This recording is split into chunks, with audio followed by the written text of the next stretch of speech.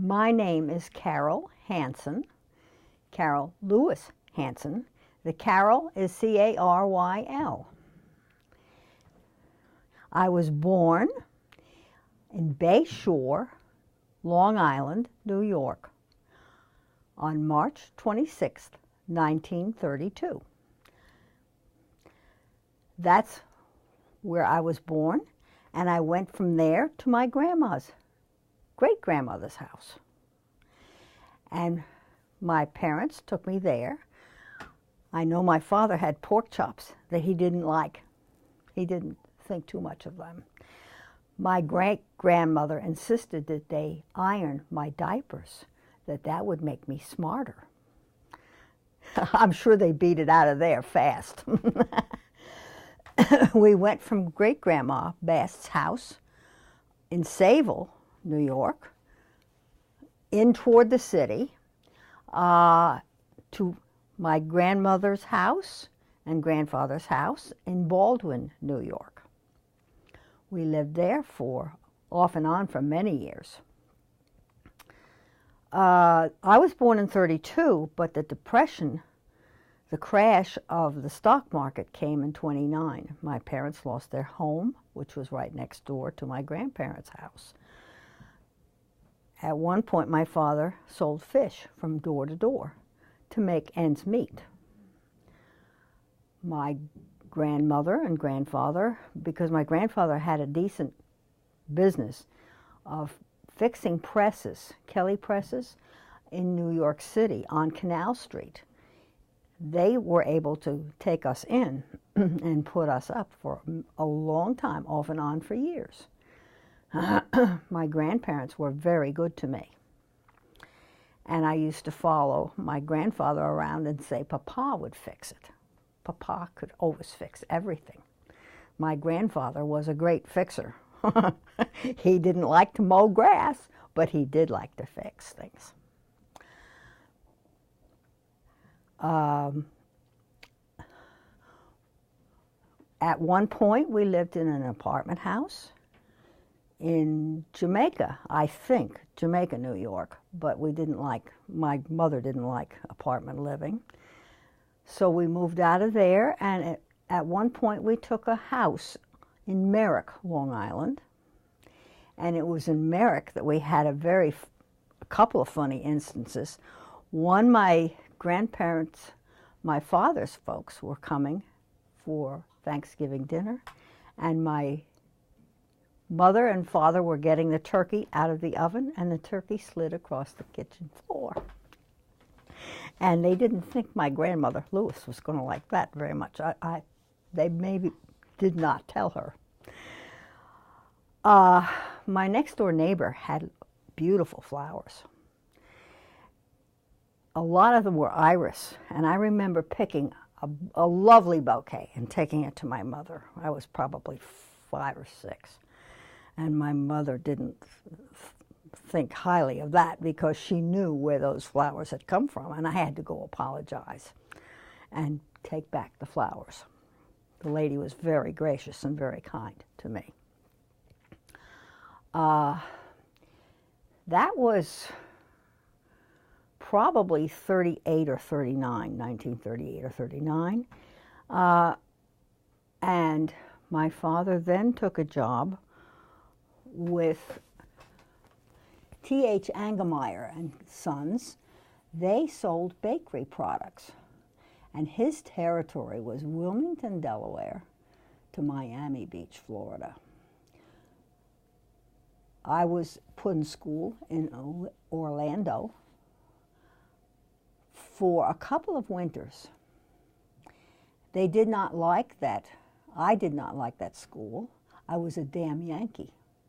And I know all about being a damn Yankee because none of the children would ever go anywhere with me or my aunt or my grandmother because we were not of their ilk.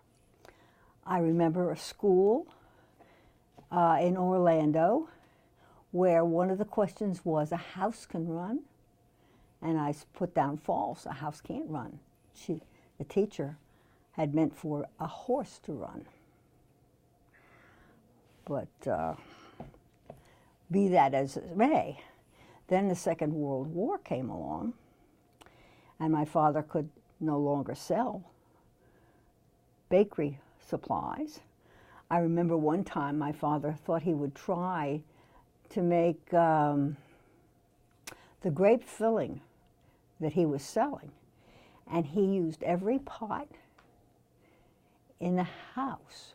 And we had grape filling coming out of all of the pots and everywhere, all over the stove. It was a mess, but we had grape filling. We had a lovely time with that. While we were in Orlando, Aunt Dot came to visit a couple of times, and she was not at that point married, and she didn't believe that the sun was so strong in February or March, and she got a terrible sunburn down there.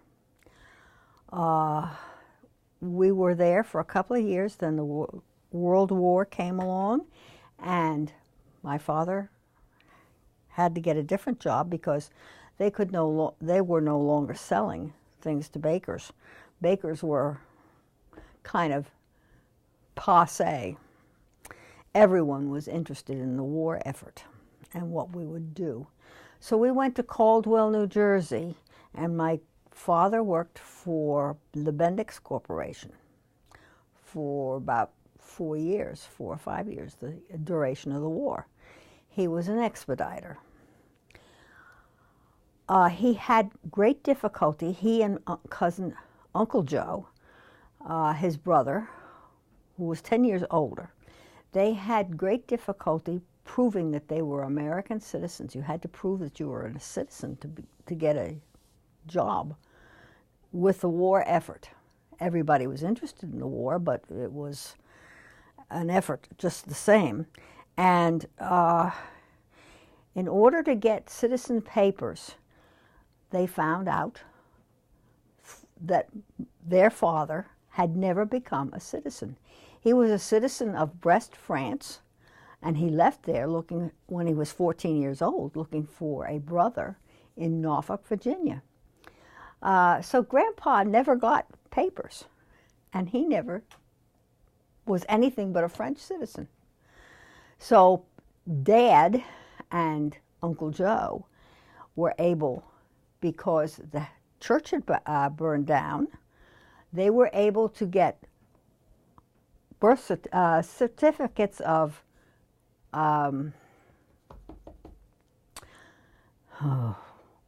when a person is baptized, baptismal certificates, and they were able to produce those, so that they were given jobs. Uncle Joe was an insurance man in New York City, and what he did, I don't know. Then my father worked for Bendix. He worked for them for 4 years or 5 years, and we lived in Caldwell, New Jersey, where I got an excellent education. That was 4th grade through 8th grade.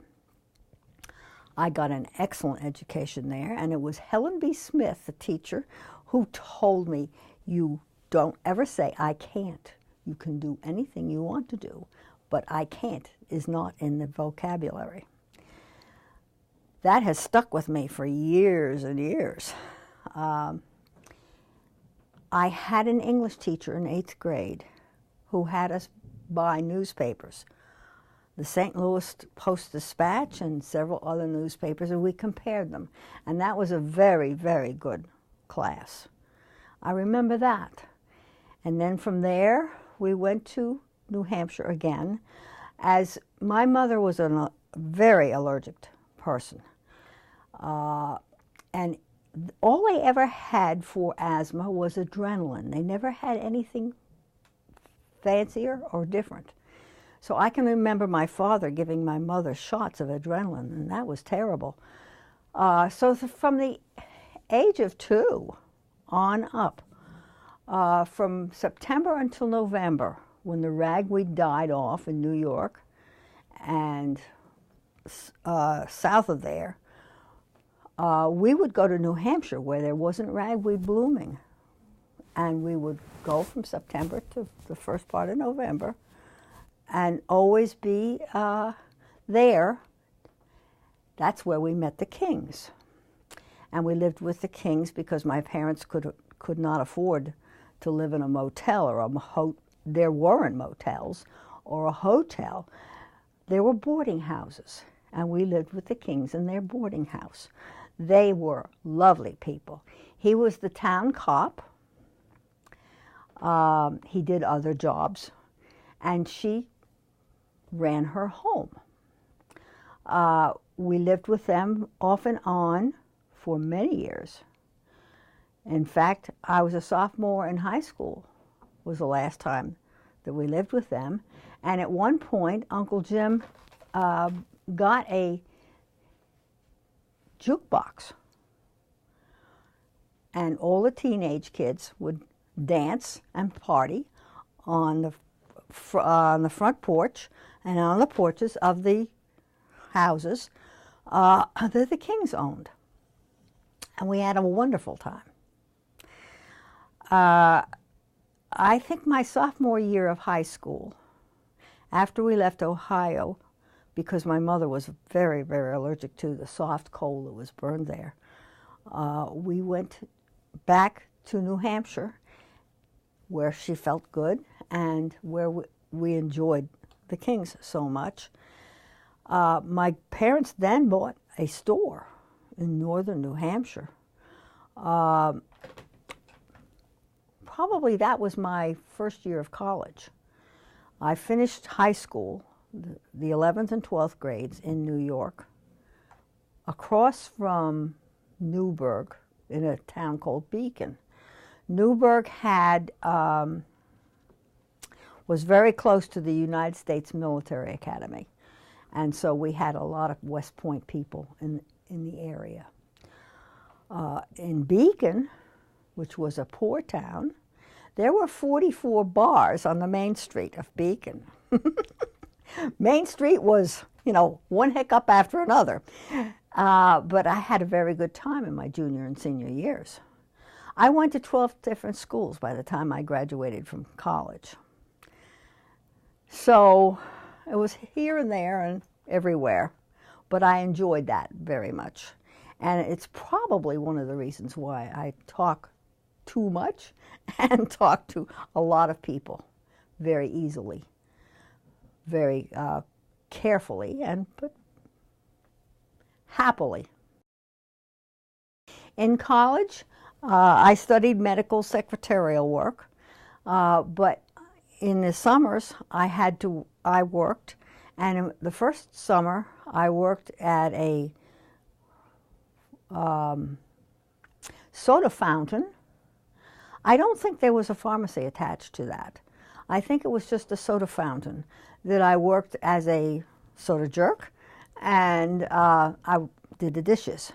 But whatever the soap was that we used for the dishes really did a number on my hands. And so the last 6 weeks of that summer, I worked in a Jewish bakery in Long Beach, Long Island.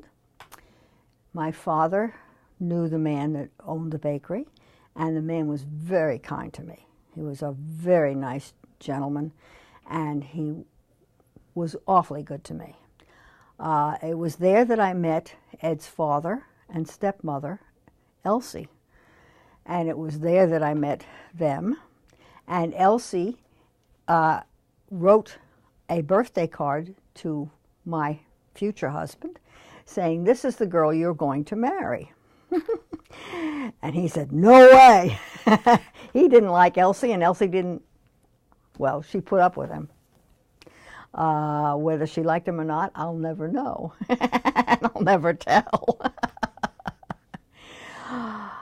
He wrote to me many times on Japanese paper, rice paper, all kinds of interesting paper, and illustrations that were lovely. For 10 months, we wrote back and forth. We were pen pals. At the end of 10 months, he came over to meet me. He came back to the States, and he met me, and I made a terrible, terrible blueberry pie that was so thick you could have cut it with a hatchet. It was terrible. But anyway, he took me to the movies, and we enjoyed a 3-year courtship. We were married on August 14th, 1954, in Whitefield, New Hampshire, at the Community Baptist Church. It was there that I met Norman Vincent Peale, who was the head of a very large church in New York City, and who headed up Guidepost magazine and all the things that have occurred since then. I enjoyed meeting him, but we enjoyed the people of Whitefield. This was a beautiful old church, and it was, at that time, the walkway was lined with elm trees. It was beautiful. And of course, they've had to cut down practically all those elm trees because of the Dutch elm disease. We had a lovely wedding, 2 receptions. One reception was at the church for the townspeople and everybody that could be there, and the other one was a reception for the friends and family who had come from New York and places thereof, with lobster or probably fillets. I don't remember. My grandfather forgot the booze, but he got the booze, and we survived very nicely. From there, Fafi and I went down to, he was still in the Navy, and we went to Norfolk, Virginia, where he was stationed, and I worked for Norfolk General Hospital. He was on a refrigerated cargo ship that was three weeks in Norfolk and 3 weeks out at sea. Sometimes he went to Guantanamo Bay.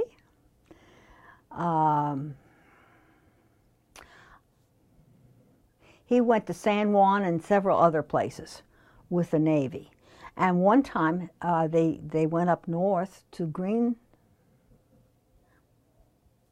I can't think of the name of but anyway, they brought back a lot of Christmas trees, balsam trees, and the needles on that tree fell. They were little tiny needles, and they fell within 2 or 3 days of our erecting the tree.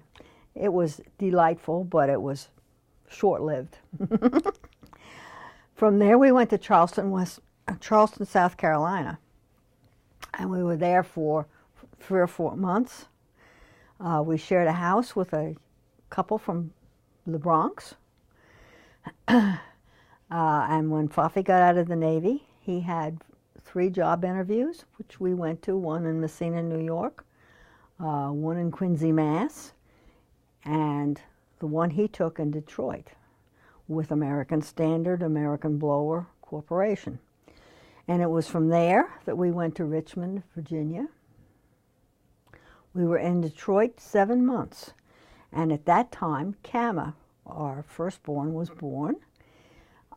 We went to Richmond, Virginia, with Kama in a car bed, a big black German Shepherd named Chris, and an ironing board. I think that's what we had.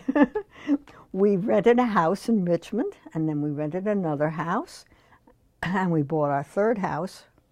We bought our third house in Richmond. That was our first house that we owned when Craig was on the way. We lived there, and there was a goat named Honeysuckle. And Honeysuckle just loved cigarettes. Honeysuckle would eat the cigarettes and just had a marvelous time.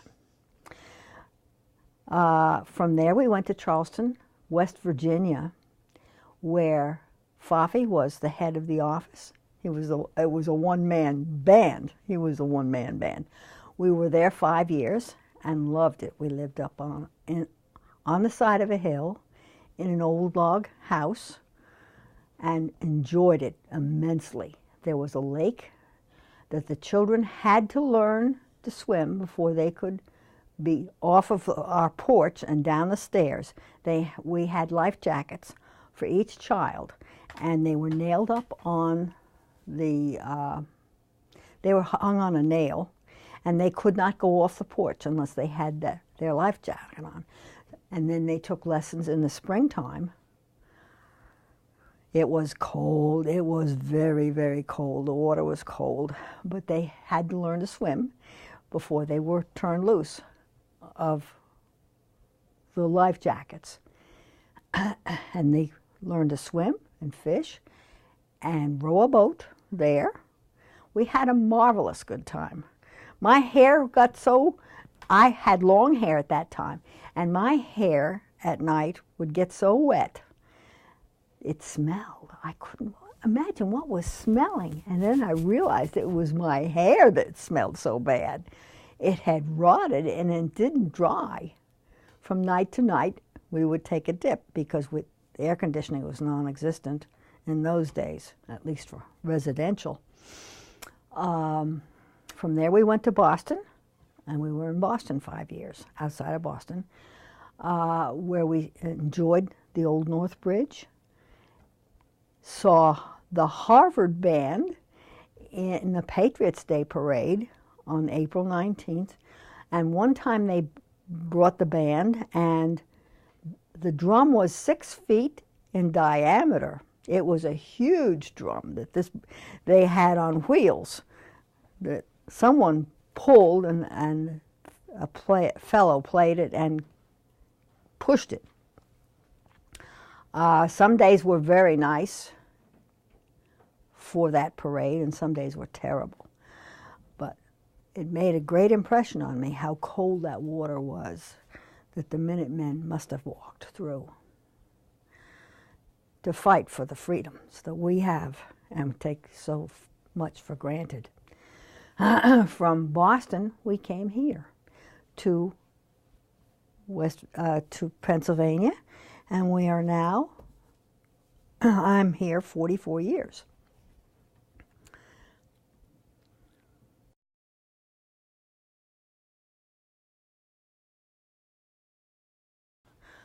My parents met when my father was in med school.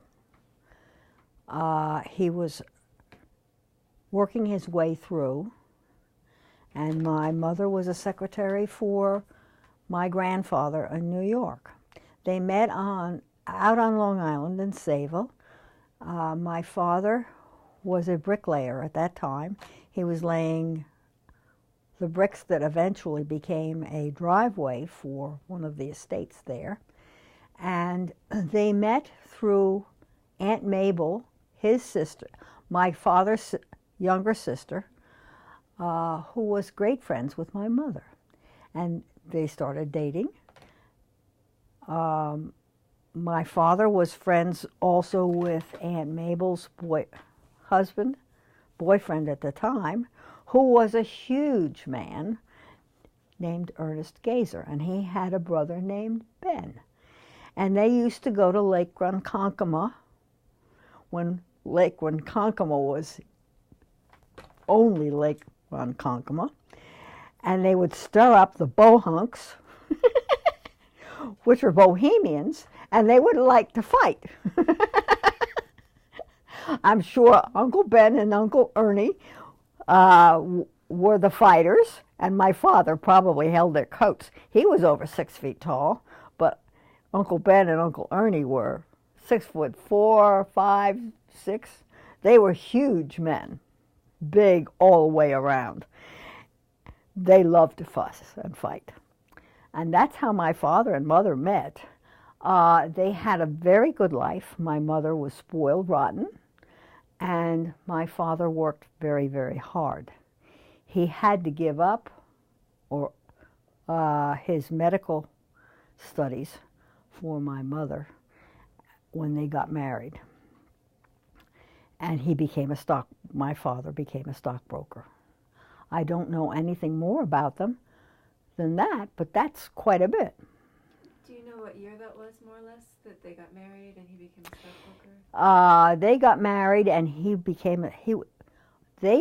was a stockbroker. I don't know what year.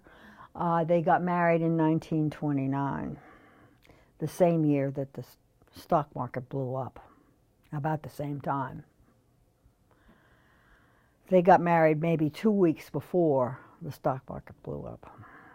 It was not a very healthy time. They enjoyed life. They both had very good senses of humor. My mother was very quick-minded, and she was a very quick person. My father was more laid back and quiet. He had 9 brothers and sisters, and people would go to him and say, "Little Georgie, how many brothers and sisters do you have?" "I have 5 in the ground and 5 still living," was his answer. And that was a good answer. He was born in Virginia, in the backwaters of Norfolk and Newport News, in Eclipse and Moon, Virginia. They decided it was very unhealthy, those backwaters. Of course, we did not have air conditioning in those days, and everything was very damp. And so Grandma Lewis decided enough was enough. She had lost so many children, that she wrote to an uncle in New York, would he build a house and a little store somewhere that she could make a living, and Pop Lewis would then be able to have a boat and fish, as he liked to do. So Pop Lewis did have a small boat, and this uncle built a house, built the little cabin that they sold, that Grandma Lewis sold lots of groceries from. I remember that house because Aunt Mabel had the house, and the house probably, well, I think it was sold recently, but it stayed in the family for years and years, just like they do in Europe. A lot of things have stayed in the family that way. Do you have more questions? Yes. Do you know anything about Mimi's upbringing, your mother's upbringing? Like where she grew up, what she was like as a young person? Not really. Do you know where she was born and where she grew up? Isn't that awful? I think she was born in Jamaica, New York. I know that they lived for a while in Chicago.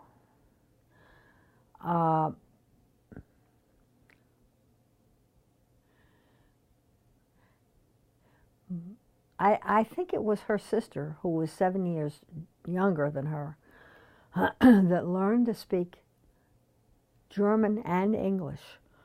But because of the First World War going on, you could not speak or act anything German. The Americans would take you apart.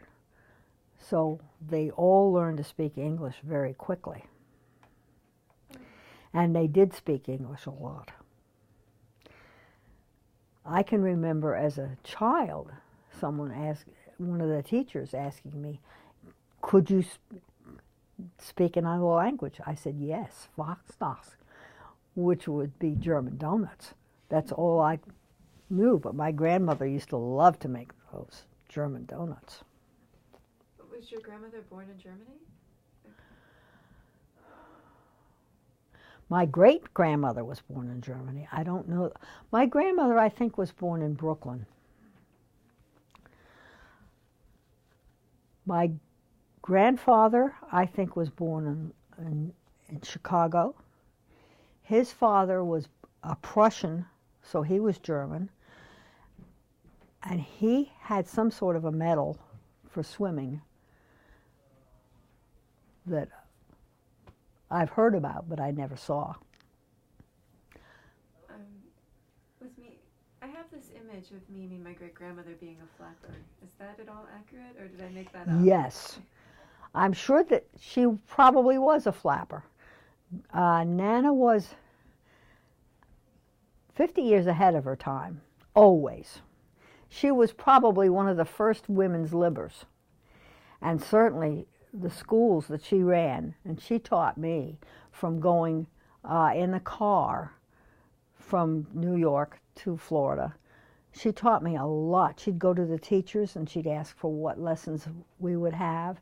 And she probably, not only was she a flapper, but she was with it always. She was very sharp, and Nana's school is one of the things I can attribute a lot of things to, but a lousy geography teacher. She was not a geography teacher, or she assumed that I was learning a lot, and I did learn a lot from Miami Beach to Wilmington, Delaware, but a lot of that was not geography. Was she teaching school, or just teaching you? No, just teaching me. My mother taught me, and probably was a, no, probably, she was an excellent mother. And my father was an excellent father. They were young, but they were very, very attentive to me and did everything they could to help me. I know now that a lot of the trouble that I had was my sinuses. And I had trouble with my sinuses until I was about 12 or 13. I had a lot of trouble. I missed 2 weeks out of every 4 of school because of the illnesses, the sore throats, and things that I know now came from my sinuses. At what point did Aunt Diane come along? Aunt Diane came 9.5 years after I was born. So I remember that day very well. It was a cold, clammy, typical day in New York at the end of November. It was very cold, but I gathered up my friend from next door and we went and bought presents for my new sister. I was very excited about her. She was only a few days before this day of infamy, December 7th, 1941. I'm sorry. 41, yeah. She was one of the, Aunt Diane was the best thing that ever happened to me, probably. Because I could no longer be a spoiled brat by myself. I had company. I had to share it. And that was good. What were you like as a big sister? Complained that I had to take care of that kid and I wasn't getting paid for it, like I wasn't a babysitter. I was the babysitter, but I didn't get paid for it. So I complained a lot, but she was a very good sister. But she was climbing trees and hanging out of trees, and I was going to proms. So there was a huge difference in our ages and a huge difference in our lives. And so we really didn't have much in common, except our parents and grandparents, for 16 years or so. What happened 16 years later? Then I went to college, and whether Diane caught up with me, but Diane did catch up with me eventually. And now we have a good time together when we go away on trips. We travel every year. Fafi did all the traveling that he wanted to do when he was in the Navy, he said. And I can understand that, or could understand it. So Aunt Diane and I have been all over this country and all over, and we really enjoyed it. And this year we're planning a trip, we hope, to go to Glacier Park out in Montana, weather permitting and planes permitting. We will go. Aunt Diane has been a teacher. She's one of God's unclaimed treasures. And she's a special, special friend. We have had a lovely time together.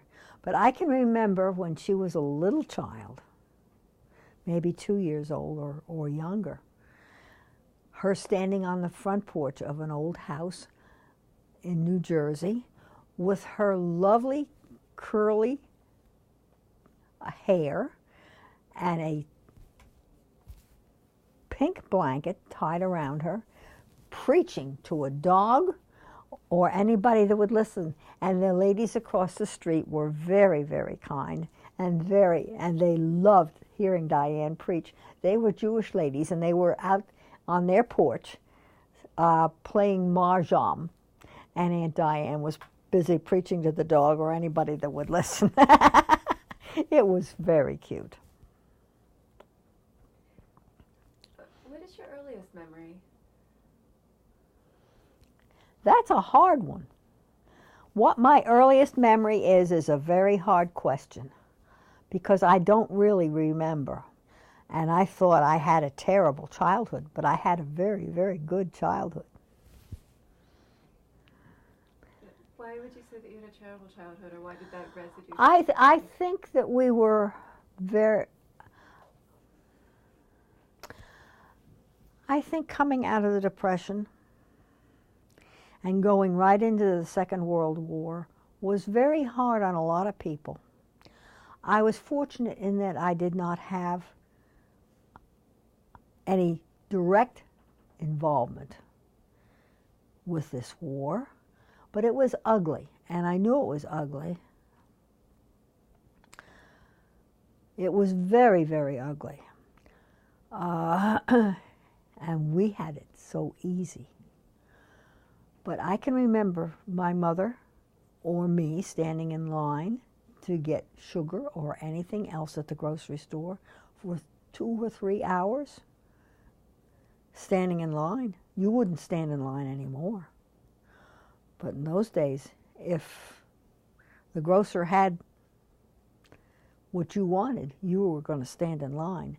That's when my mother first got a charge card.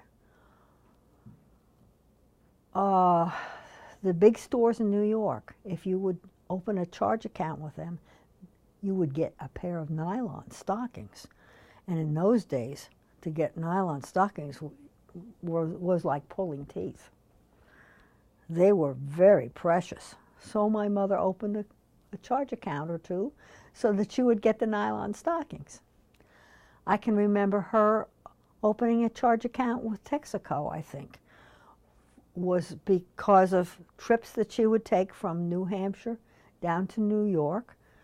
And if she needed a tire or had a problem, her Texaco card was her salvation, because nobody carried extra money. There wasn't any extra to be had. Did you or your family do anything to support the war efforts? Well, my father, as I said, worked for Bendix Corporation as a expediter. He grew a victory garden, which had all kinds of vegetables in it. And I hated, but I had to weed it. And that's where I learned a lot about gardening. I hated it at the time. you mind answering the question again about how your family supported the war effort? Right. My father had a victory garden, aside from the work that he did as a expediter for Bendix Corporation in Hasbrook Heights, New Jersey. Now that may be where the Newark airport is now. When I flew out of Newark once or twice, it seemed to me I recognized a few of the places. Of course, things change in 60 or 70 years. They change a lot. To support the war effort, in addition to the Victory Garden, which I hated because I pulled the weeds. I had to pull a lot of weeds, but I learned a lot, and I have enjoyed those years now. I appreciate them. I think that's the word, appreciate. We saved every bit of foil that we could, and we rolled it into balls. These are the foil wrappers that came on cigarettes, on my father, nobody smoked in my house. The foil that came on gum wrappers, we saved all that. Our mothers saved any grease that they had. We did a lot more frying in those days. That was all saved. My cousin John was in the Navy. He was on a ship, on ships that protected merchant ships that went from here to Murmansk, Russia, during the Second World War. He got changed from there to go to the South Pacific because the war effort was going to change that way.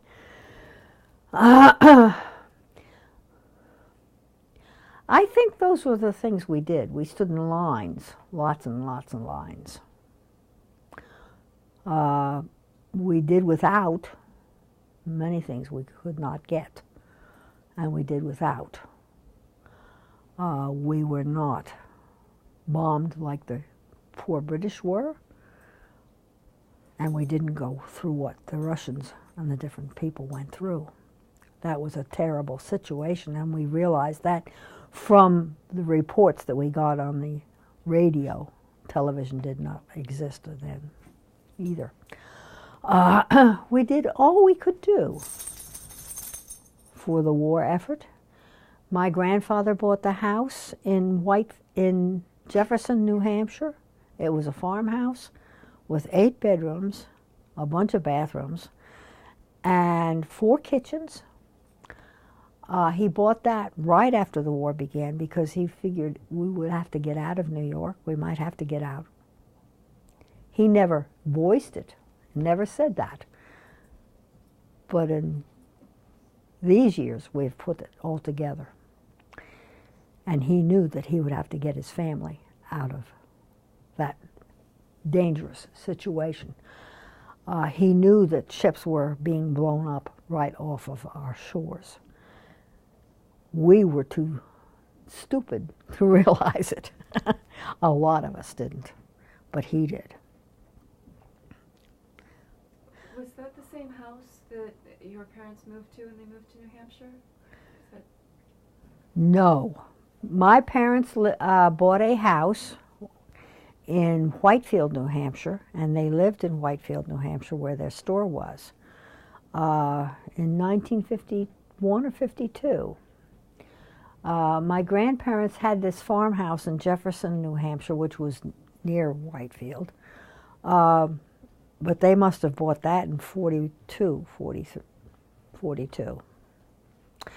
That was a funny farmhouse. The electricity would shoot out of the sockets whenever we had an electric storm. It was very interesting. The phone would ring, My grandfather had that house totally rewired after that summer. He was sure we were going to, we were sure we were all going to burn up. As it is, I think that house has finally burned. But many years and many electricians later.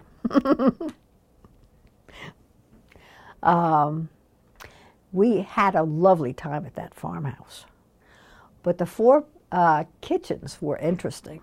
One was across the back of the house, huge, was probably 20 some odd feet long. That was the summer help kitchen, and they would feed their summer help there. There was a kitchen that was just a pantry, that they had a lot of pantry items in. There was a sink room where we washed dishes, and there was a stove kitchen. And in the stove kitchen, we had tables and chairs. It was a very interesting house. How do you think moving around so much and growing up in all these different places as a child and teen affected you as an adult? It's made me gregarious and good in the long run because of the moving around that I did later on in life. As a child, it was hard being the oddball child all the time. And it's made me indecisive in some ways because I know that things will always turn out okay. And if they don't, you can't change it. But a laughter goes a long way. What about growing up during the Great Depression and then World War II? During the Great Depression, it was very difficult. It was difficult on my family. I can remember people coming to my grandmother's back door and banging on the door, wanting some food or asking kindly, would you give us some food? And my grandmother, when she heard someone at the garbage pails outside, would make up a plate and invite the person either on the steps or in the kitchen to have food that she would prepare for them. That was very, very difficult to see other human beings in such terrible shape. You felt sorry for them, but you wouldn't want to bring them in. There was a division. What did your dad do afterwards? You know, that's a very difficult question. After he left the stockbrokering and he sold bakery products, the jellies and jams and things to the bakeries, pre-World War. Then during the World War II, he was an expediter. After that, he went to work for Russell Miller Milling Company, which was a flour company, and they would buy carloads of flour. We lived in Salem, Ohio at that time for a couple of years, and I had a wonderful time there, cheerleading and watching the football team and dating a few of the football players and so forth. And it was there that I learned you don't date. You don't want to have anything to do with a football player or a basketball player because their knees would always hurt at the dances afterwards. And you didn't want to mess with them because you couldn't dance. They couldn't dance, and then you couldn't dance. After that, my father bought the grocery store in New Hampshire as an effort, really, to help my mother with her asthma. I'm sure that they have come out with a lot of medicines and inhalers that help with the asthma a great deal. And I can remember my father having to give my mother adrenaline shots because that's all there was, and those were terrible things. I have this image of him selling fish after the stock market. He crash. did sell fish during the Depression because he could get fresh fish living in Sayville or living near the water. Always, he would sell fish from door to door. On Long Island, or would he take? On Long Island, Okay. because the ocean was nearby, and he could get fresh fish there. And his father had a fishing boat. I don't think the two of them ever connected as far as the fishing boat was concerned, or the fish was concerned.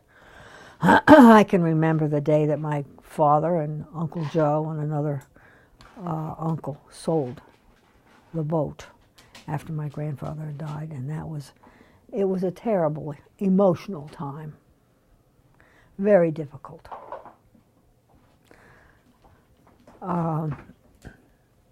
Anything else? Yeah, I might wait until he's done now. It picks up in the audio. Do you know what kind of fish they were? Fish. We talked about it in my environmental history class about the fish around the city and oysters and such. Well, those fish in those days were flounder and the stripers and good fish that lived near the top of the waters. There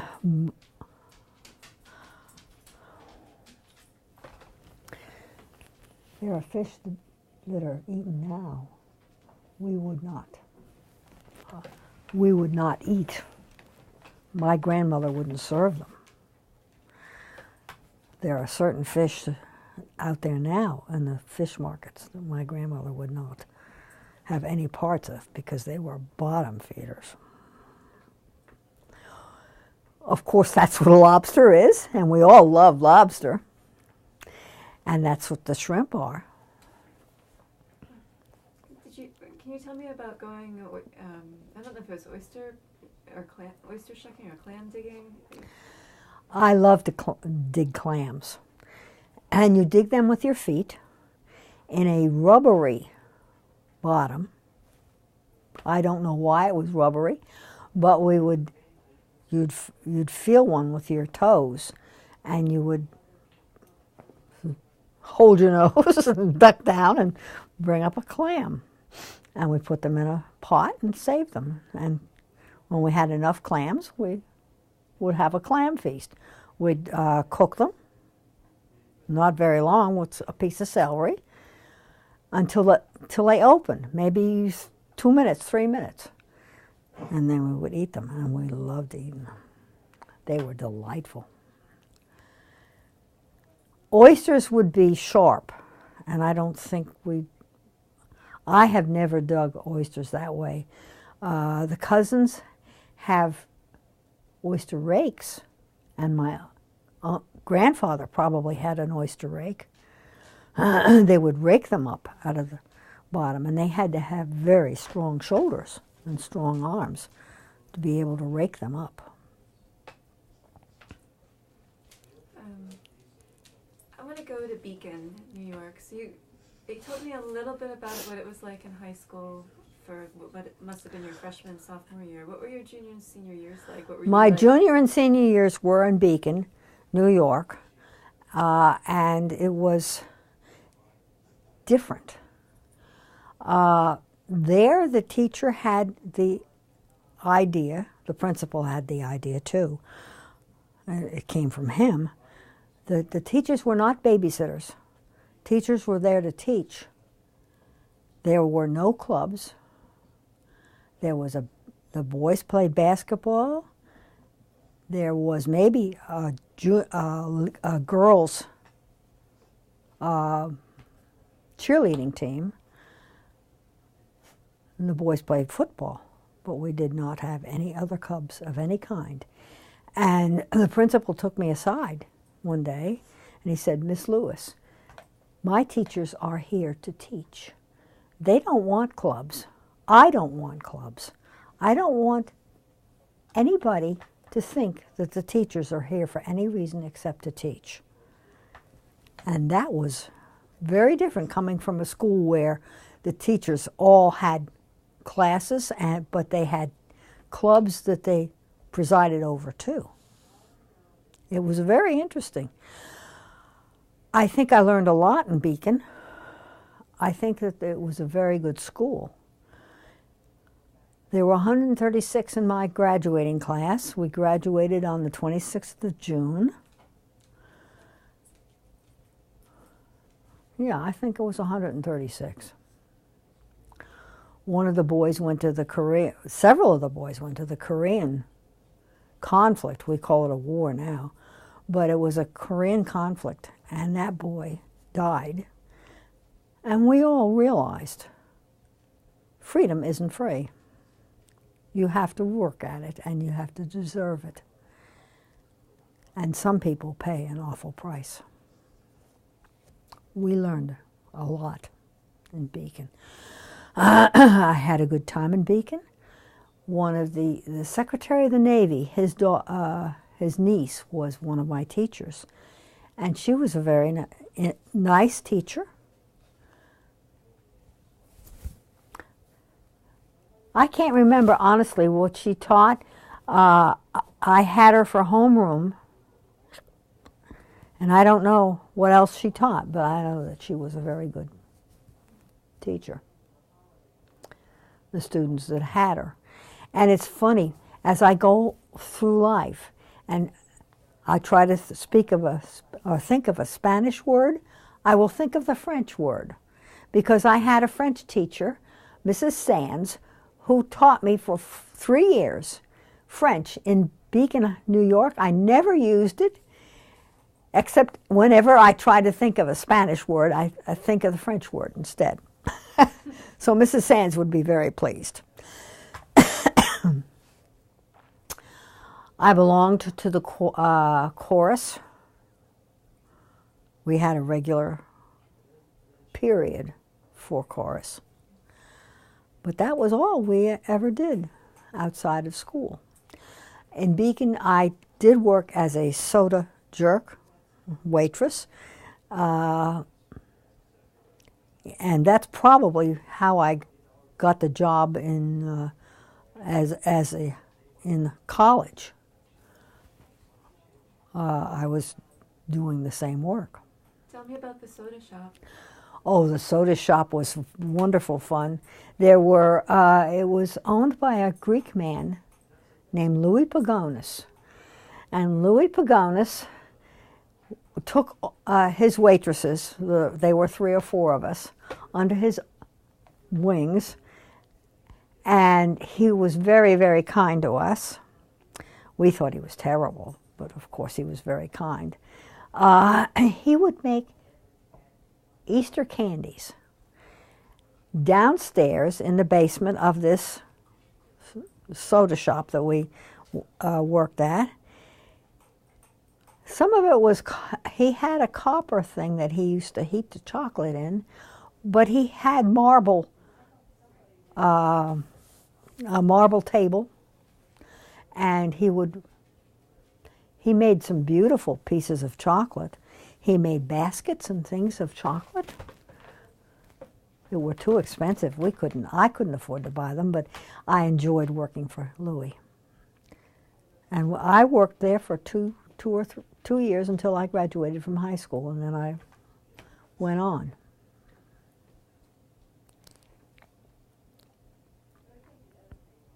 What were the boys like when you were waitressing?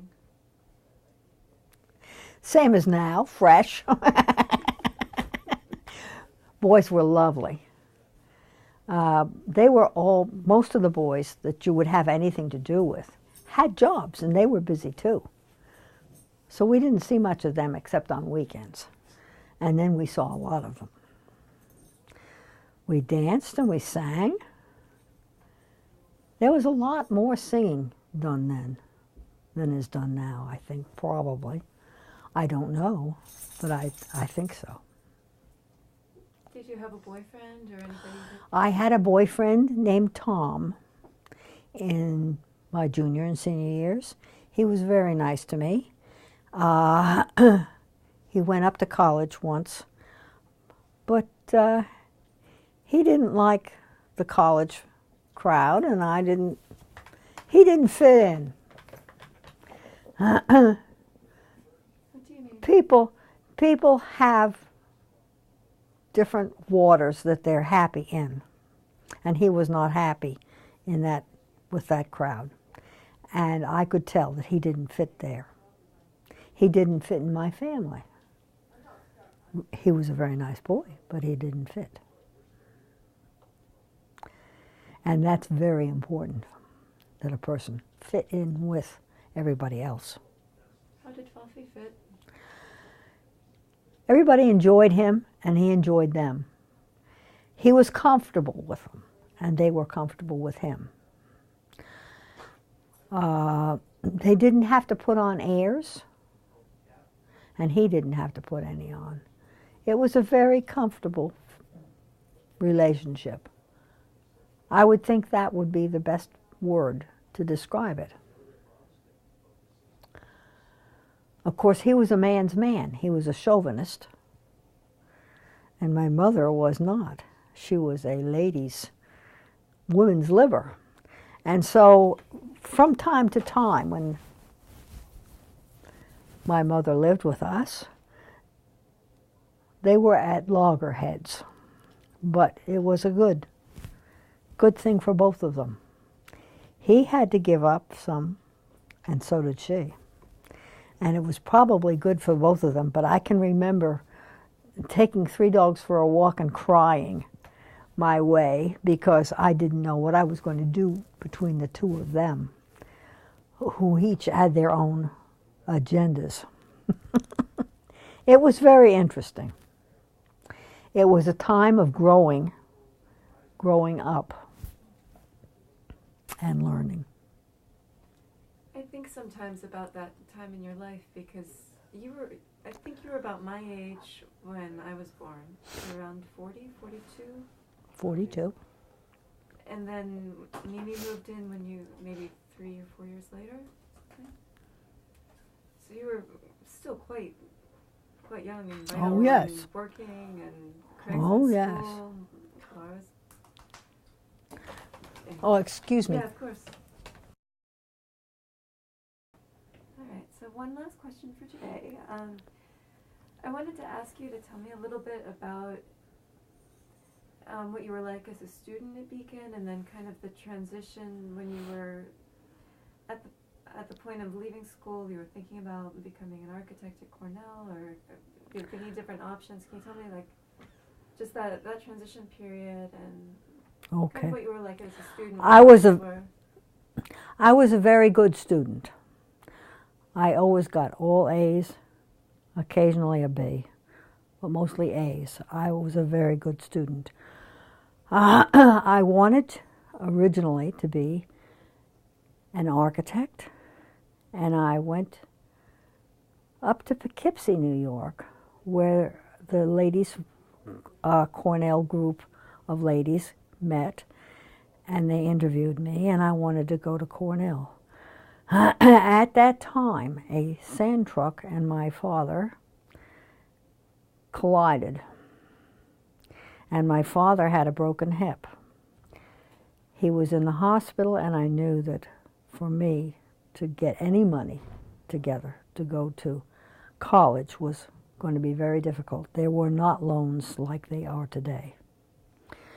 So the best thing I could do was go to a junior college for 2 years. I got a scholarship, $350, and a workshop, which was $350, waiting tables, to go to Poultney, Vermont, to Green Mountain Junior College. I went there, and that's where I met Mrs. Eaton And I had a wonderful time in those 2 years in college. I met several ladies that I have kept up with and made very good friends with. And there too I got good grades. And when I graduated, I got the key to Green Mountain College, which was a very big honor. Green Mountain College has gone from a Methodist school to a nothing. No school, no discipline of any kind. And it has become a 4-year school with men and girls combined. It is a regular college in Vermont. I'm sorry, I need the keys because he needs to move. He needs to drive somewhere. That's fine, they're on the piano bench. Okay. Sorry. Were you valedictorian of your high school?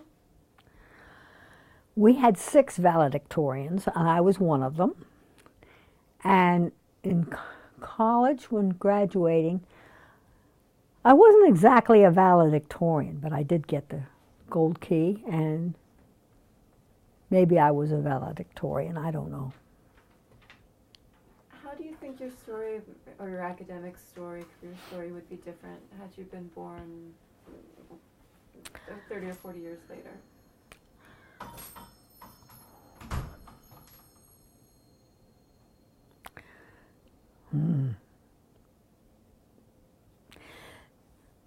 My academic situation would always be good